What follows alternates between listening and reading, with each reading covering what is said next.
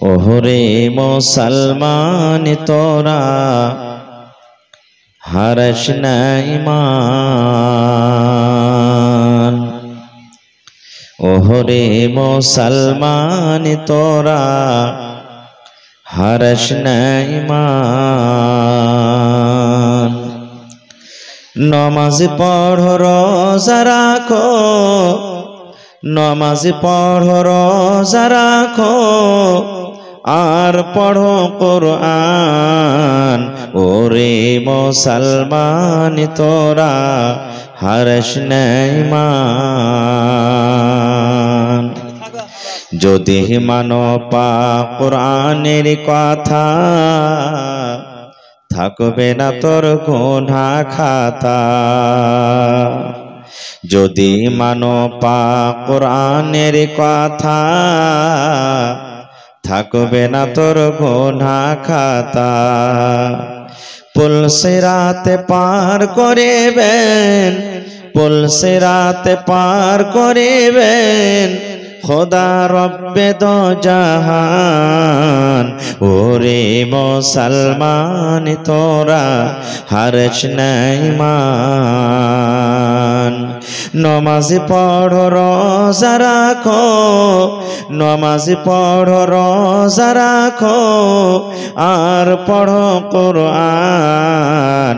ওরে মুসলমান তোরা হারস না ঈমান।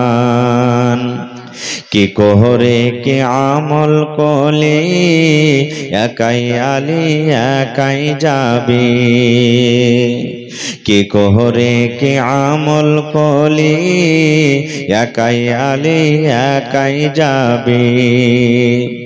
ভালো আমল যদি করে গেলি, নেক আমল যদি করে গেলি, হবে তোর কল্যাণ। ওরে মুসলমান তোরা হারস না ঈমান। নমাজ পড়ো রোজা রাখো, নমাজ পড়ো রোজা রাখো, আর পড়ো কুরআন। ওরে মুসলমান তোরা হারস না ঈমান। নারে তাকবীর। আজকে জলসার আমার যোগ্যতময় শ্রদ্ধেয় সভাপতি সাহেব, উপস্থিত উলামায়ে কেরাম, সামনে বসে থাকা ইসলাম দরদি দিন দরদি ভাই ও বাবাজিরা, পর্দানাসীন মায়েরা খালারা, সমস্ত তারিফ ও গুণগান সে মহান আল্লাহ তাবারক ওয়া তাআলার জন্য, যে মহান আল্লাহ তাবারক ওয়া তাআলা এত রোদ গরম বাতাস থাকা সত্ত্বেও নরম গরম বিছানাকে ত্যাগ করে এই পিন্ডালের তলাতে বসে কিছু বলার ও শোনার তৌফিক দিয়েছেন। তাই আমরা সে আল্লাহ তাবারক ওয়া তাআলার প্রশংসা করি, অন্তর থেকে মুহাব্বতের সাথে সকলেই পড়েন আলহামদুলিল্লাহ। জোর করে পড়েন ভাই আলহামদুলিল্লাহ। তারপর আমাদের শেষ নবী হযরত মুহাম্মদুর রাসূলুল্লাহ পড়েন সাল্লাল্লাহু আলাইহি ওয়াসাল্লামের পর অগণন দারুদ শরীফ শান্তির ধারা বর্ষিত হোক, আমিন। আল্লাহুম্মা সাল্লি আলাইহি আল্লাহুম্মা বারিক আলাইহি। ভাই মুসলমান, আজকে আমি আপনাদের সামনে কোরআন মাজিদের দুখানা আয়াত তেলাওয়াত করেছি, সাথে আল্লাহর নবী মুহাম্মদ সাল্লাল্লাহু আলাইহি সাল্লামের একটা হাদিস পড়েছি। সে আয়াত এবং হাদিসকে সামনে রেখে আমি আমার বক্তব্য ইতি করব। আমা তাওফিকি ইল্লা বিল্লাহ। আল্লাহর কাছে দোয়া করি রব্বুল আলামিন আমি যা কিছু বলবো যেন সেই হাদিস এবং কোরআন থেকে বলতে পারি এবং সাথে আমরা সকলে আমল করতে পারি, তার জন্য আল্লাহ আমাদেরকে তৌফিক দেন। পড়ুন আল্লাহুম্মা আমিন। ভাই মুসলমান, এটা ইংরেজিতে কোন মাস চলছে একটু বলেন তো আপনারা? ইংরেজিতে কোন মাস চলছে? আমার সভাপতি সাহেব বলে দিয়েছেন, আপনারা বলেন কোন মাস চলছে? মে মাস চলছে। আর আরবিতে জানি না, সুবহানাল্লাহ। ছোট্ট ছোট্ট বাচ্চাকে যদি আপনি জিজ্ঞাসা করেন আজ কয় তারিখ রে, 10 তারিখ, কোন মাস? তো মে মাস, বলে দিবে সবাই। কিন্তু যেটা আল্লাহর দেওয়া নাম, আল্লাহ তাবারাক ওয়া তাআলা যে মাসের নাম নিজে রেখেছেন সেটা আমরা জানি না। কয়েকজন জানি, হয়তো যারা আরবিতে পড়ালেখা করেছেন তারাই জানছি, তাছাড়া জানি না।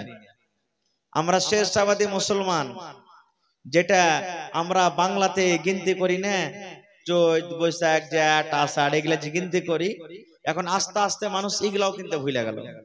এগুলো আমরা জানি না, এগুলাও ভুলে গেছি। তো ভাই মুসলমান, আরবি মাসের এটা হলো কি জিকাদা মাস। কোন মাস? জিকাদা। এরপরে জিলহিজ্জা মাস আসবে। যে জিলহিজ্জা মাসের 10 তারিখে আমরা কি করব? কি করব জি ভাই? জোরে বলেন। কুরবানি ডাইরেক্ট কুরবানি করব নাকি? আমরা প্রথমে বকরিদের নামাজ পড়বো, ঈদুল আজহার নামাজ পড়বো, তারপরে আল্লাহ তাবারাক ওয়া তাআলা যেটা বিধান আমরা কি করব?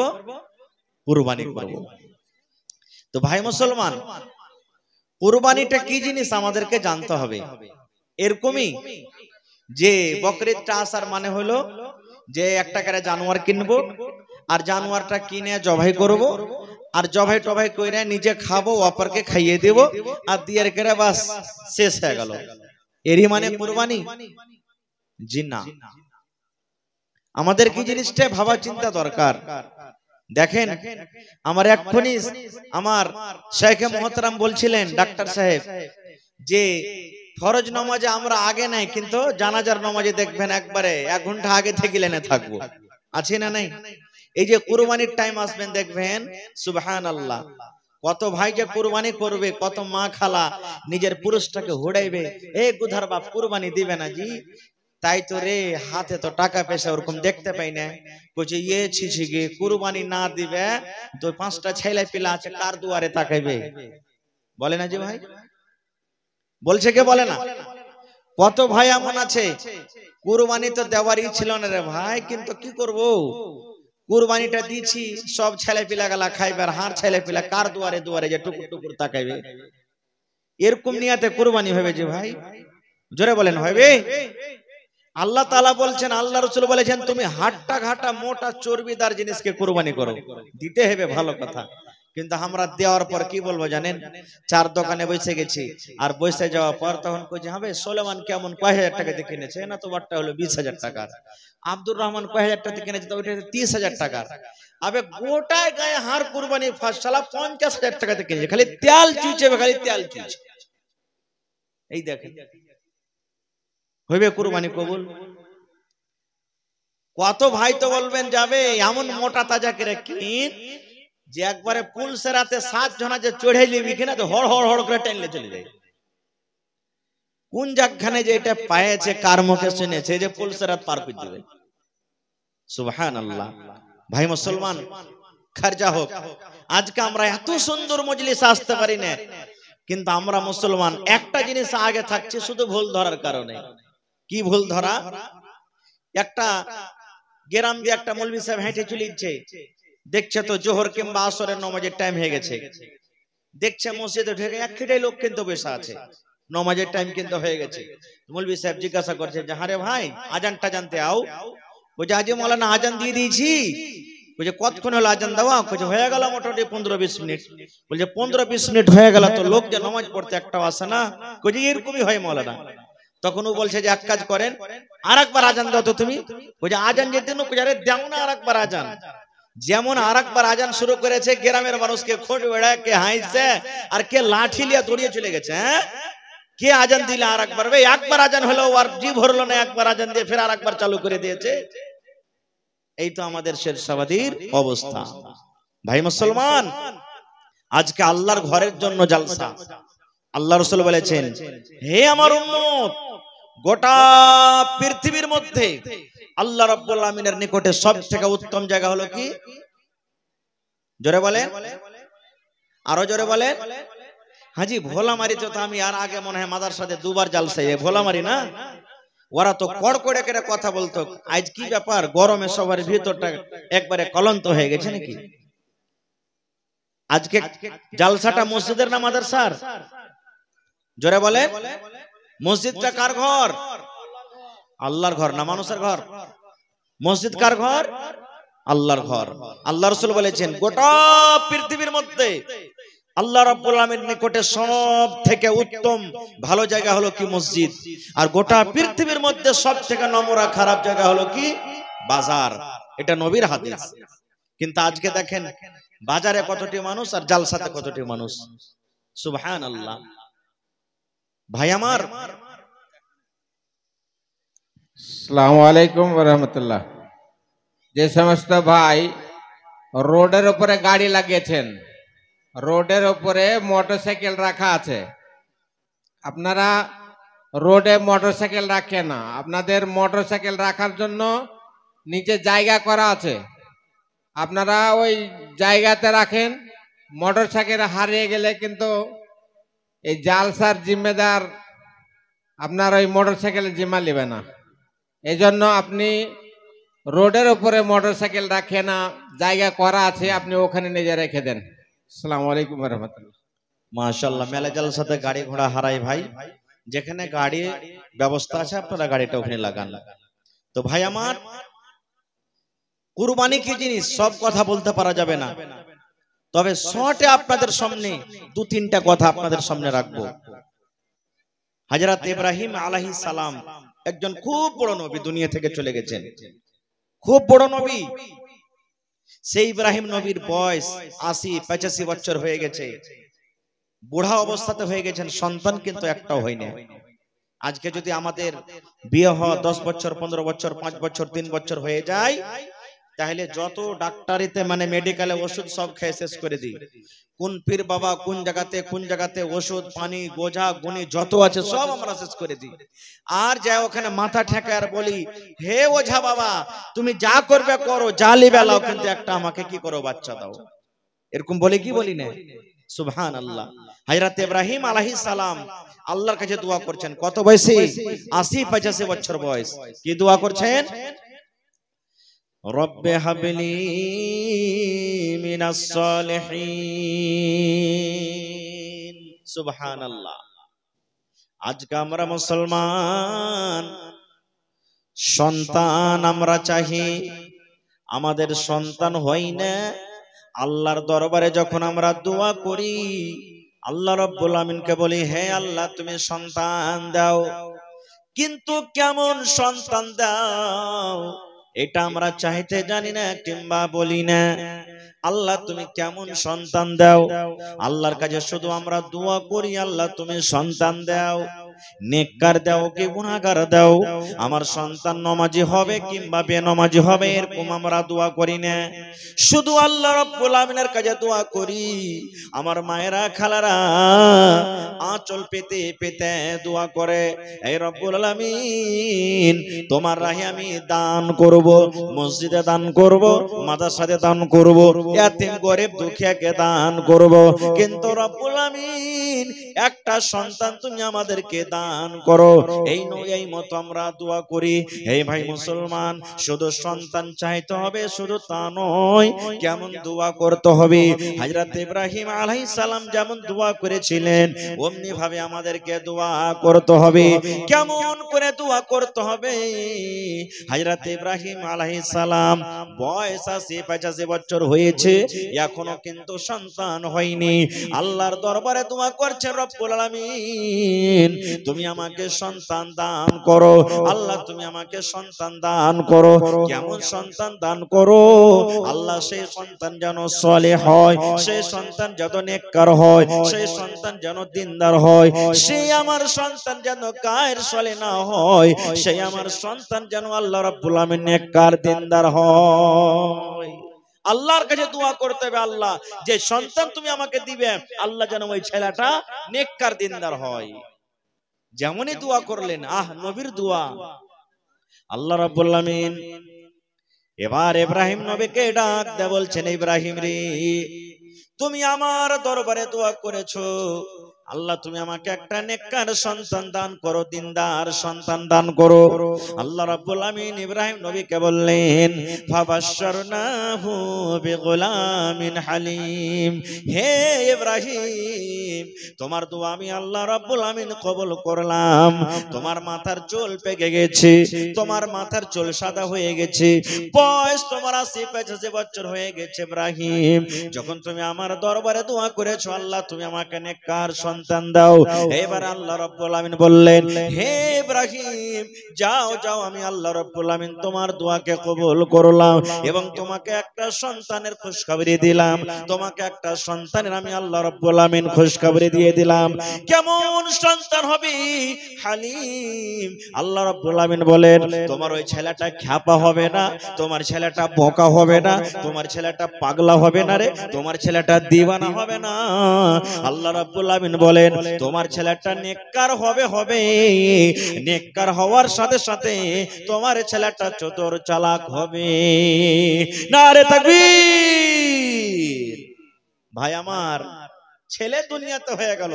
আমি ঘটনাকে খুব খাটো করে বলবো। ছেলে দুনিয়াতে চলে এলো। এবারে ছেলেটা দুনিয়াতে যখন এলো, আসার পর আল্লাহ তাবারাক ওয়া তাআলার নবী হযরত ইব্রাহিম আলাইহিস সালাম ছেলেটার নাম কি রেখেছেন বলেন তো আপনারা? জোরে বলেন, আরো জোরে বলেন। ইসমাঈল আলাইহিস সালাম একজন নবী হবেন। আল্লাহ রাব্বুল আলামিনের আদেশ হলো হে ইব্রাহিম তোমার কলেজার টুকরা সন্তানকে এবং তোমার স্ত্রী হাজরাকে তুমি বাড়িতে রাখিও না। কোথায় রাখতে হবে? এমন জায়গাতে রেখে এসো যেখানে কোনো মানুষ নেই, যেখানে কোনো গ্রাম নেই, যেখানে কোনো বাড়ি নেই, যেখানে কোনো পানি নেই, এরকম জায়গাতে রেখে এসো। একবারে শর্টে কথা বলছি, জায়গাটা কোনটা? এখন যেখানে কাবা শরীফ আছে, তখন কাবা শরীফ ছিল না, একবারে মাটিতে বরাবর হয়েছিল, ভেঙে চিরে ছিল না তখন কাবা শরীফ। ওই জায়গাতে তুমি রেখে এসো। আল্লাহর আদেশ। কি নিলেন সাথে জানেন? কলসিতে অল্প কিছু পানি। এখন যদি আপনি হাঁড়িতে কলসিতে পানি রাখেন তো দেখবেন গোটা দিনে পানিটা শুকিয়ে যাবে। আর আরবের দেশ তো আপনারা জানছেন যে কত কড়া দিন, পাথর দেশ, বালুর দেশ, কত দিনটা কড়া। সুবহানাল্লাহ। এবারে কিছু অল্প পানি আর খাজুর নিয়ে এবার হাঁটতে শুরু করলেন। যেতে যেতে আল্লাহ তাবারাক ওয়া তাআলা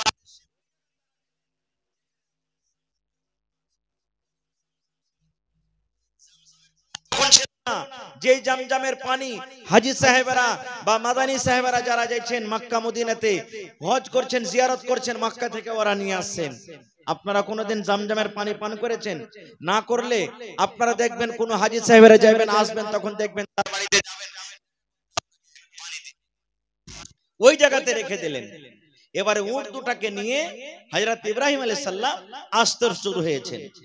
আস্তে আস্তে আস্তে এবার খানিক দূর যখন চলে গেছেন তো ইব্রাহিম নবীর স্ত্রী ইসমাইলের মা হাজেরা উনি বলছেন যে হাগো আমার স্বামী ইব্রাহিম, আমি মনে করলাম উট দুটা চড়াইতে গেল নাকি, হাঁটতে হাঁটতে হাঁটতে দেখছে চড়িয়েছে। এবার পিছনে পিছনে ওকে ডাক দিছে, হে আল্লাহর দোস্ত ইব্রাহিম, আপনি কোথায় যাচ্ছেন আমাদেরকে ছেড়ে? পিছনে কিন্তু ঘুরে দেখেন। আল্লাহ বলেছিলেন যে তুমি পিছনে দেখতে পাবে না। আবার হাঁটছেন।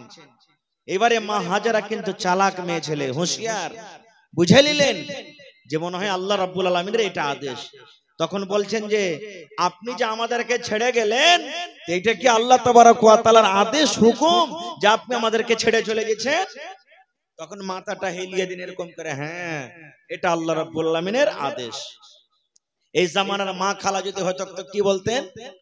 দিল্লি, পাটনা, পাঞ্জাব চলে গেল খাটতে, আর যদি ওকে থিয়ে যদি একটু এদিক ওদিক চলে যায় তো কি বলবেন? মিনসে মরা লিস্সি লাগা খালে ভরা, আমাকে কোন জায়গাতে থিয়ে চলে গেল, খাওয়াইবার আট নেই, এই নেই, ওই নেই, তো আনলে কেনে, মেলা এরকম কথা বলবে। সুবহানাল্লাহ। এই আমার ভাইরা, যেমনই মা হাজেরা শুনলেন আল্লাহ রাব্বুল আমিনের আদেশ, আল্লাহ রাব্বুল আমিনের হুকুম যে তোমাদের মা বেটাকে এই জায়গাতে ছেড়ে যাব। এইবারে মা হাজেরা যখন শুনলেন তখন আল্লাহ রাব্বুল আমিনকে বলছেন, নিজের স্বামীকে ডাকতে বলছেন, স্বামী গো, আর আপনাকে বাধা দেব না। আপনি যখন আল্লাহ রাব্বুল আমিনের আদেশে আমাদেরকে এখানে ছেড়ে যান, চলে যান, চলে যান, আল্লাহ রাব্বুল আমিন আমাদেরকে বরবাদ করবেন না, হালাক করবেন না। আল্লাহ রাব্বুল আমিন আমাদের মা বেটার হেফাজত করবেন। এখানে কোনো বাড়ি নাই, এখানে কোনো মানুষ নাই, এখানে কোনো পানি নাই, এখানে কোনো নদী পুকুর নাই, এখানে কোনো গ্রাম নাই, শুধু আমি এবং আমার ছোট কোলের সন্তান, এই দুটা মা বেটা, এবং আমাদের সাথে রব্বুল আমিন শুধু আছেন এই আমার স্বামী জান, এই আল্লাহর দোস্ত ইব্রাহিম, আপনি চলে যান, চলে যান, আল্লাহ রব্বুল আমিন আমাদেরকে কিন্তু হালাক বরবাদ করবেন না। লম্বা ঘটনা ছোট্ট করে আপনাদের সামনে বলি। হযরত ইব্রাহিম আলাইহিস সালাম একদিন স্বপ্ন দেখছেন। কি স্বপ্ন? নিজের বেটাকে গলাতে ছুরি দিয়ে জবাই করছি।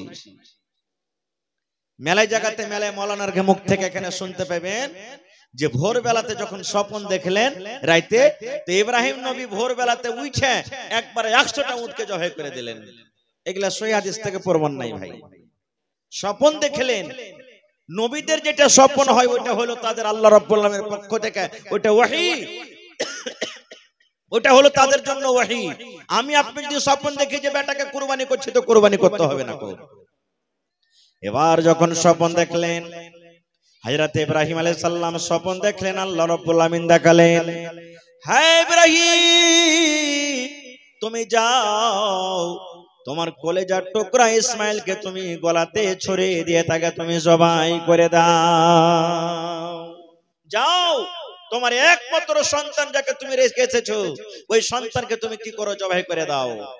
এই আমার মায়েরা, খালারা, ভালো করে শুনবেন গে মা। এবার হযরত ইব্রাহিম আলাইহিস সালাম একটা হাতে ছোরা নিয়ে নিলেন। কেমন দেখেন আল্লাহ রাব্বুল আমিনের প্রতি মুহাব্বত, ভালোবাসা। এইবারে ইব্রাহিম আলাইহিস সালাম ছুরি নিয়ে হাঁটতে হাঁটতে চলে গেলেন।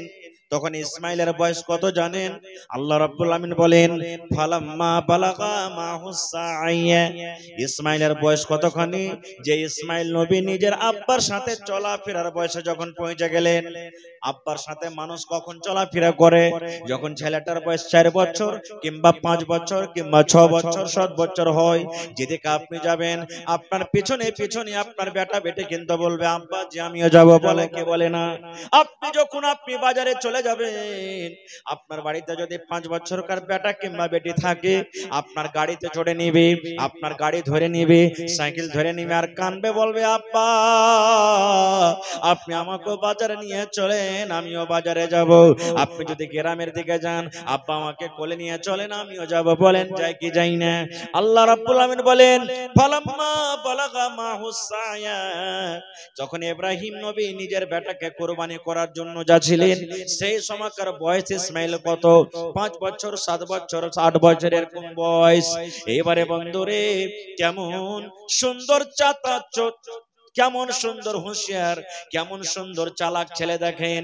এইবারে ইব্রাহিম নবী নিজের বেটাকে বলছেন, ইয়া বুনাইয়া, হে আমার কলিজার টুকরা রে, হে আমার ধন শোন, ইন্নী আরা ফিল মানাম আন্নী আসবাহুকা।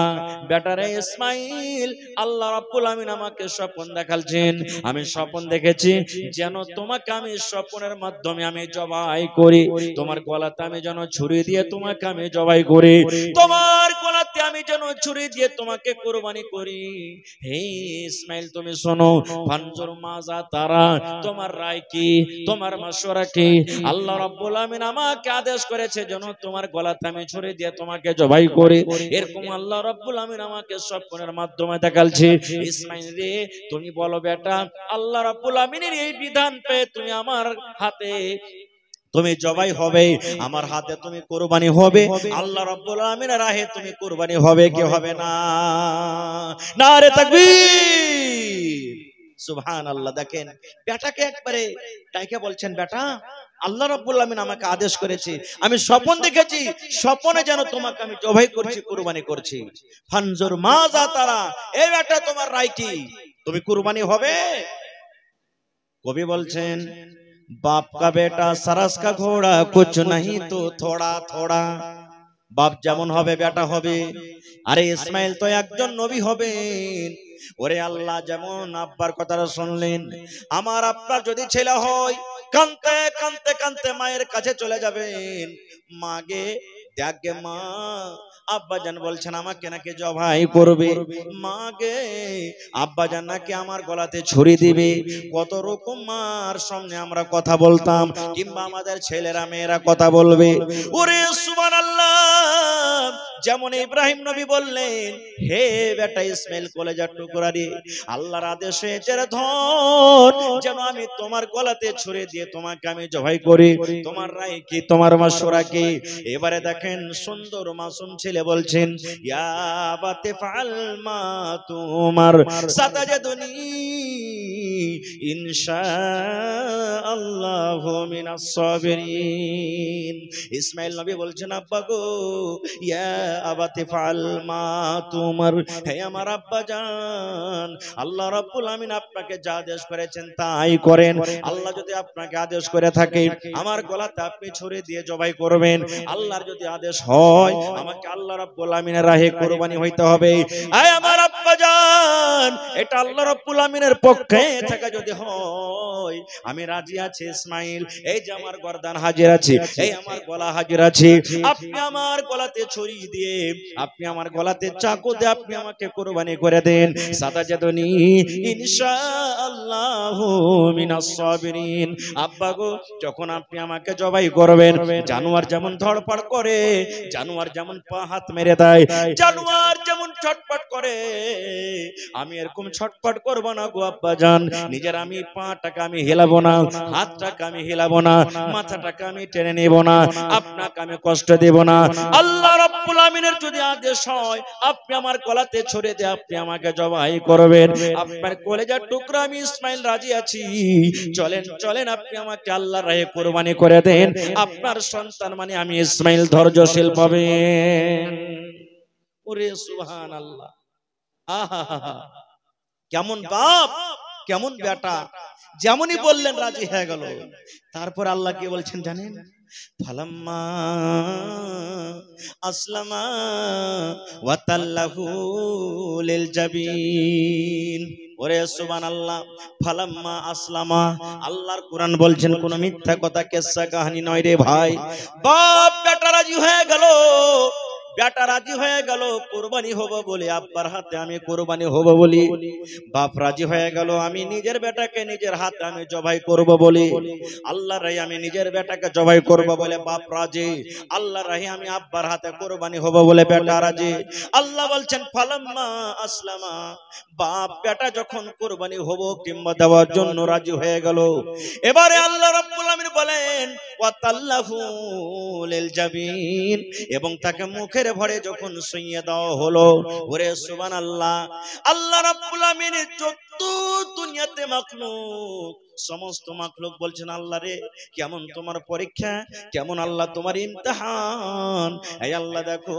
একজন বাপ একজন মানুষ নিজের কলেজার টুকরাকে আজকে জবাই করে দিবেন নিজের কলেজার টুকরাকে আজকে ছুরি দিয়ে জবাই করবেন ওরে সুবহানাল্লাহ ওরে আল্লাহ ফেরেশতারা পর্যন্ত তাজ্জব করছেন আল্লাহ রাব্বুল আমিন তোমার কেমন লীলা তোমার কেমন পরীক্ষা আজকে প্রথম একজন বাপ নিজের বেটার গলাতে মনে হয় ছুরি দিয়ে জবাই করে দেবে কুরবানি করার জন্য যখন বাপ বেটা রাজি হয়ে গেল সুবহানাল্লাহ আল্লাহ তাআলা তো অন্তরের মালিক আল্লাহ দিল দেখছেন আল্লাহর উদ্দেশ্য কি কুরবানি লওয়া জি না আল্লাহ রাব্বুল আমিন শুধু অন্তরখান্ডা দেখছেন ইব্রাহিম নবীর পরীক্ষা করছেন হে ইব্রাহিম 80-85 বছর বয়সে তোমাকে যে বেটাটা দিয়েছি এই বেটাটাকে তুমি বেশি ভালোবাসো না আমাকে আল্লাহ বেশি ভালোবাসো এই বেটার পরে তোমার বেশি মহব্বত দয়া না আমার প্রতি মহব্বত ভালোবাসা তোমার আল্লাহ রাব্বুল আমিন এই পরীক্ষাকাণ্ড শুধু করছিলেন ইব্রাহিম নবীকে যখন পরীক্ষাতে ইব্রাহিম নবী পাস হয়ে গেলেন আব গলাতে ছুরি দিবে এরকম টাইমে আল্লাহ তাআলা জিবরিলকে বলছেন হে জিবরিল আমার নবী ইব্রাহিমকে আর রুখতে পারা যাবে না যতক্ষণ নিজের বেটার গলাতে ছুরি দিয়ে জবাই না করবে ততক্ষণ পর্যন্ত থামবে না। যাও তুমি জান্নাত থেকে একটা দুম্বা নিয়ে যাও, আর ইসমাইলকে তার ছুরির তলা থেকে টেনে নিবে, আর তার জায়গাতে কি করবে, এই দুম্বাটাকে তুমি রেখে দেবে। ভাই আমার, তখন থেকে আল্লাহ তাবারক ওয়া তাআলার বিধান হয়ে গেল যে প্রত্যেক বছরে বছর আমরা কি করি, একটা করে জানোয়ার কুরবানি দিই, একটা করে আমরা জানোয়ার কুরবানি দিই। আর আমরাকে জানোয়ার কুরবানি দিতে হবে, নিজের বেটাকে কুরবানি করতে হবে না। ভাই মুসলমান, মেলায় কথা আছে এখানে, আমি সব কথা আপনাদের সামনে বলতে যাব না। তবে দেখেন ইব্রাহিম নবী কেমন আল্লাহ রাব্বুল আলামিনের প্রতি মহব্বত ভালোবাসা ছিল, যে নিজের বেটাকে বেটা না দেখে আল্লাহর আদেশ আল্লাহর হুকুমটাকে দেখলেন, নিজের বেটাকে কি করলেন, কুরবানি করার জন্য মিনার মাঠে নিয়ে চলে গেলেন। মাঝখানে মেলায় ঘটনা ঘটলো, আমি ওদিকে যাব না। আর একটু আগে চলেন। দুনিয়াতে 3টা মসজিদ আছে,